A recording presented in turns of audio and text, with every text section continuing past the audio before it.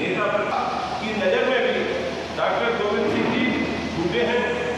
अब इस बात का जवाब अगले आने वाले समय में हमारे प्रदेश की जनता कांग्रेस को देगी। माननीय उच्च न्यायालय एक मामले में नेता प्रतिपक्ष ने आज भाजपा नेता रमेश दुबे ने नेता प्रतिपक्ष डॉक्टर गोविंद सिंह पर गंभीर आरोप लगाए और प्रेस वार्ता आयोजित की है। इसमें तमाम ऐसे आरोप हैं जो नेता प्रतिपक्ष पर लगाए गए हैं, जो गंभीर आरोप हैं, जो कि चुनाव में विधानसभा चुनाव चल रहा है और आरोपों का दौर शुरू है। वहीं आज भाजपा नेता रमेश दुबे ने नेता प्रतिपक्ष डॉक्टर गोविंद सिंह पर जो गंभीर आरोप लगाए हैं और प्रेस वार्ता भी की है। वो क्या है हम इन्हीं से जानते हैं, हमारे साथ मौजूद हैं। जी बताइए, ये आज आपने जो प्रेस वार्ता की है वो किस कारण से की, क्या है? सबसे पहले तो आपका बहुत बहुत धन्यवाद कि आपने इस विषय को जानने की कोशिश की। तो मेरा आपसे कहना है कि सबसे पहले कि आरोप नहीं लगाए गए, मैंने तथ्यात्मक बात कही है और वो बात कही है जो माननीय न्यायालय ने कही, उनकी बात को आप तक पहुंचाने का काम मैंने किया है। आरोप सिर्फ नहीं है, यह तथ्यात्मक बात है जो माननीय न्यायालय ने उनके बारे में टिप्पणी की है और जो आदेश दिया। माननीय न्यायालय उच्च न्यायालय में नेता प्रतिपक्ष डॉक्टर गोविंद सिंह जी ने केंद्रीय मंत्री श्रीमती ज्योतिरादित्य सिंधिया जी के चुनाव को लेकर एक याचिका दायर की। उसमें उन्होंने कुछ आरोप लगाए। उस बात को लेकर माननीय हाईकोर्ट में एक प्रकरण चला। फिर यहाँ पर अगर उन्हें नहीं समझ में आया कि कैसे करके उन्होंने उसे सुप्रीम कोर्ट में ले गए, वहाँ से फिर वो वापस आ गया हाई कोर्ट में और माननीय न्यायालय ने उच्च न्यायालय हाई कोर्ट ने वहाँ पर श्री दीपक कुमार अग्रवाल जी ने न्यायाधीश ने जो परसों आदेश निकाला, उस आदेश की मैं जानकारी आपके माध्यम से आम जनता तक देना चाहता हूँ। उन्होंने लिखा है इसमें आगे बहुत सारे उन्होंने धाराएँ और विषय नोटियाँ लिखी हुई हैं। उसके बाद जो उसका निष्कर्ष निकला है वह मैं आपको बताता हूँ। उपरोक्त तथ्यों को देखते हुए यह स्पष्ट रूप से प्रतीत होता है कि उपरोक्त आवेदन दायर करके चुनाव याचिकाकर्ता यानी नेता प्रतिपक्ष डॉक्टर गोविंद सिंह, चुनाव याचिकाकर्ता इस न्यायालय पर दबाव बनाना चाहता है।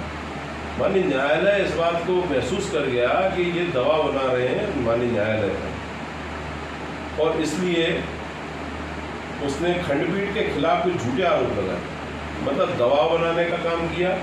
जो खंडपीठ है न्यायालय ने उस पर झूठे आरोप लगाए।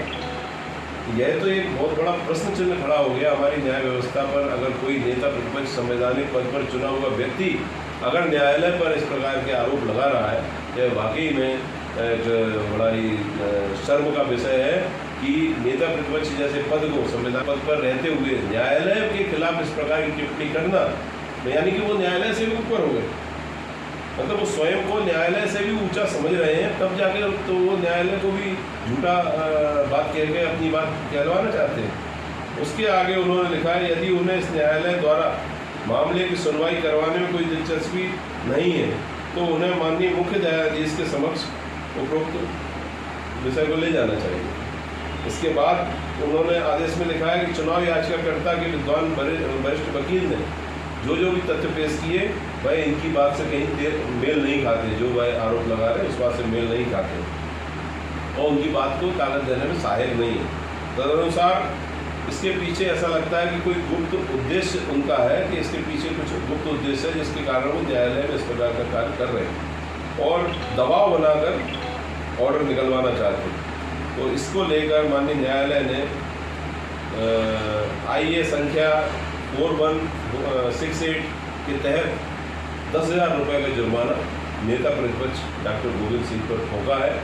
और जुर्माना तो 10,000 रुपये का है, लेकिन यह विषय बहुत बड़ा है कि नेता प्रतिपक्ष जैसे पद पर रहते हुए, संवैधानिक पद पर रहते हुए माननीय न्यायालय ने उनके लिए जो आदेश दिया है यह वाकई में एक बड़ा शर्मसार है। और ऐसे आदेश के बाद में नेता प्रतिपक्ष को अपना पद छोड़ देना चाहिए, क्योंकि वह नेता प्रतिपक्ष के पद पर रहते हुए इसी प्रकार के कई दबाव बनाकर अनैतिक कार्यों को बढ़ावा देने का कार्य कर रहे हैं। और इस बात की मैं पुष्टि और करना चाहता हूं कि वह दबाव बनाकर किस प्रकार से राजनीति करते हैं। अभी 4 दिन पहले की बात है, उन्होंने भिंड की पुलिस व्यवस्था पर जो उंगली उठाई उनका कहना था कि अटेर विधानसभा, मेहगांव विधानसभा, भिंड विधानसभा में जो वहाँ के निर्वाचित प्रतिनिधि हैं उनकी जातीय के लोगों को पुलिस के कर्मचारियों को वहाँ पर नियुक्ति दी गई और हमारे लाहौर में हमारी बिरादरी के लोगों को, उनका कहने का मतलब तात्पर्य ये था कि हमारी बिरादरी के लोग वहाँ पर नहीं हैं। तो इससे मुझे ऐसा लगा कि गोविंद सिंह जी ऐसा सोचते हैं, नेता प्रतिपक्ष ऐसा सोचते हैं कि थानों की दम पर ही चुनाव जीते जाते हैं। तो एक प्रश्न खड़ा होता है, मैंने वो प्रश्न किया है और जवाब के उनका इंतजार रहेगा कि सन 1998, सन 2003, 2008, 2013, 2018 में जो लाहौर विधानसभा क्षेत्र के थाने थे उनमें उनकी जातीय के अगर पुलिस कर्मचारी थे और हैं, मेरे पास रिकॉर्ड है उसका पूरा है, उसके बड़ी संख्या में पदस्थ रहे, तो क्या ये उन पुलिस वालों की दम पर चुनाव जीतते रहे? अपनी जाति के लोग जो पुलिस में रहे उनकी दम पर चुनाव जीते हैं? अगर उन्हें ऐसा लगता है कि भिंड, अटेर और मेहगांव में ऐसा हो जाएगा तो इसका मतलब है कि उन्होंने चुनाव लूटा होगा। अगर पुलिस की दम पर ही चुनाव जीतते हैं तो फिर तो लूट होती है, तो वो लूटा होगा। तो मेरा बड़ा स्पष्ट उनसे निवेदन पूर्वक उनसे मेरा प्रश्न है कि भाई इस बात का जवाब दें कि क्या वो पुलिस की दम पर ही चुनाव जीते हैं या लूटा? अभी आपने प्रेस वार्ता के दौरान कुछ और भी आपने लगाया कि नेता प्रतिपक्ष के विधानसभा क्षेत्र में ही अवैध खनन क्यों होता है? फिर मैं कह रहा हूँ कि यह सिर्फ आरोप नहीं, यह तथ्यात्मक बात है। मैं प्रमाणित बात कहता हूँ, कभी भी मैंने आज तक कभी किसी पर झूठे आरोप और बिना प्रमाण के कभी कोई बात नहीं कही। मैंने कहा कि लाहौर विधानसभा में पुलिस की कार्रवाई के तहत 1 करोड़ से ज़्यादा की शराब पकड़ी गई। अभी लाहौर विधानसभा में ही अवैध हथियारों का बहुत बड़ा जखीरा पकड़ा गया। लाहौर विधानसभा में ही गांजे की बहुत बड़ी खेती पकड़ी गई। और अभी लाहौर विधानसभा में बोईसर में कल परसों में जाकर कलेक्टर महोदय ने और उनके साथियों ने जाकर वहाँ पर अवैध उत्खनन पकड़ा। अवैध उत्खनन इस प्रकार से एक गठबंधन के तहत चल रहा है, इस बात के कारण मेरा कहना है कि ये सारे अवैध कार्य उस इलाके में ही ज़्यादातर क्यों हो रहे हैं, इस बात का भी जवाब उन्हें देना चाहिए और प्रशासन को इस बात पर और सख्ती के साथ कार्रवाई करनी चाहिए। जैसा कि आपने कहा कि प्रशासन वहाँ कार्रवाई कर रहा है, सख्ती से कार्रवाई करनी चाहिए, क्योंकि 18 साल से भाजपा की सरकार है मध्य प्रदेश में और लाहौर जो विधानसभा है वो भी भिंड जिले में ही आती है, मध्य प्रदेश में ही आती है। फिर भी भाजपा सरकार ने ये कार्रवाइयाँ पहले क्यों नहीं की? चुनाव आने के समय पे ही ये कार्रवाइयाँ क्यों? देखिए, इसमें भी मेरा आपके प्रश्न में मतलब मैं सहमत नहीं हूँ आपके प्रश्न से। अगर ये कार्रवाई नहीं हुई तो फिर ये सारी पकड़ा पकड़ी कैसे हो रही है? ये कार्रवाई के तहत ही हो रही है। अब किसी जगह पर बहुत बड़ी संख्या में अगर कुछ है, यहाँ पर फैला दो आप तमाम 2000 दाने किसी गेहूँ के, तो उठाते टाइम लगा पर उठ तो रहे ना, कार्रवाई तो हुई रही ना। अभी इतनी बड़ी कार्रवाई, ये कोई छोटी कार्रवाई नहीं है, पूरे देश में इसकी चर्चा हुई है। जो ये कार्रवाइयाँ जो अभी हुई हैं लाहौर विधानसभा क्षेत्र में अवैध तरीके से जो हथियार पकड़े जा रहे हैं, शराब पकड़ी गई, तो आखिर इसका क्या उपयोग होने वाला था वहाँ पर? अब ये बात कोई कहेगा कि साहब वो आगे जा रही थी, कहाँ जा रही थी, ये सब काल्पनिक व्यस्त है। तो लाहौर में ही आगे कैसे पकड़ जाती? तो इस बात पे भी मेरा प्रशासन से कहना है, इस पर सख्ती से कार्रवाई करें और उसको जांचें। मेरा यह कहना बिल्कुल नहीं है कि डॉक्टर गोविंद सिंह के नेतृत्व में या उनके लोग यह कार्य कर रहे हैं। मेरा सिर्फ इतना कहना है कि उसी क्षेत्र में कैसे पनप रहा है ये सब ज़्यादा, तो इस पर एक बड़ी एक्शन लेने की आवश्यकता है। क्योंकि अन्य विधानसभाएँ और भी हैं, भिंड विधानसभा हो या मेहगांव विधानसभा हो, इनमें भी खनन हो रहा है, लेकिन प्रशासन की इन विधानसभाओं में कार्रवाई क्यों नहीं? मेरा आपकी जानकारी में होगा कि मैं हमेशा अवैध खनन के खिलाफ मैंने हमेशा आवाज़ उठाई है और तथ्यात्मक रूप से उठाई है। एक जो कंपनी है जो पावर मेक का नाम था शायद उसका, लेकिन आज की तारीख में यहाँ पर ठेका राघवेंद्र सिंह के नाम, पुत्र मेघराज सिंह के नाम से है। उनके द्वारा अभी पिछले साल भी आपने देखा कि उधर लाहौर विधानसभा क्षेत्र में ही पराइच में नदी में लगभग 200 जाने खतरे में आ गई, लगभग 80 ट्रक नदी में फंस गए थे। उस बात को लेकर भी मैंने मामला उठाया था और उसको लेकर मैंने लाहौर के थाने में भी शिकायत दी थी। मैंने माननीय न्यायालय में भी आवेदन लगा रखा है, निश्चित है कि उसकी तारीख आएगी। और इस प्रकार का उत्खनन जो करने वाले लोग हैं, मेरा बड़ा स्पष्ट कहना है कि वह एक क्षेत्र में तो है ही बड़ी संख्या में, पूरे ज़िले में जिस प्रकार से जो अवैध उत्खनन का कार्य है एक गिरोह के रूप में काम करने वाले लोग कर रहे हैं।